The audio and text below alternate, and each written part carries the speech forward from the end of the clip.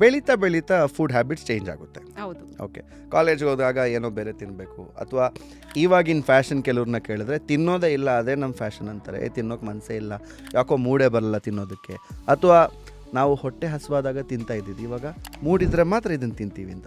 ನೀವು ಕಾಲೇಜ್ಗೆ ಹೋದಾಗ ನಾನು ಜಾಸ್ತಿನೇ ತಿಂತಿದ್ದೆ. ಹೇಳಿದ್ನಲ್ಲ, ನಮ್ಮ ಡ್ಯಾಡಿ ಹೇಗೆ ನನ್ನ ಬೆಳೆಸಿದ್ರು ಅದೇ ಥರ. ಕಾಲೇಜ್ ಟೈಮಲ್ಲಿ ಗೊತ್ತಲ್ಲ, pizza, burger, especially junk food ತಿಂದು ಡೈಲಿ ಒನ್ಸ್ ತಿನ್ನಲೇಬೇಕು ಈ ಥರ.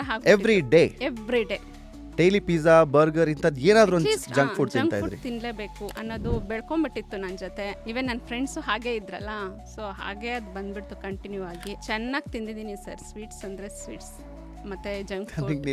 ಸ್ವೀಟ್ಸ್ ಅಂತ ಎಷ್ಟು ಖುಷಿಲಿ ಹೇಳ್ತಾ ಇದ್ರು, ಅದರಲ್ಲೇ ಗೊತ್ತಾಗ್ತಾ ಇದೆ ಯಾವ ಥರ ಸ್ವೀಟ್ಗಳನ್ನ ತಿಂದಿರ್ಬೋದು ಅಂತ.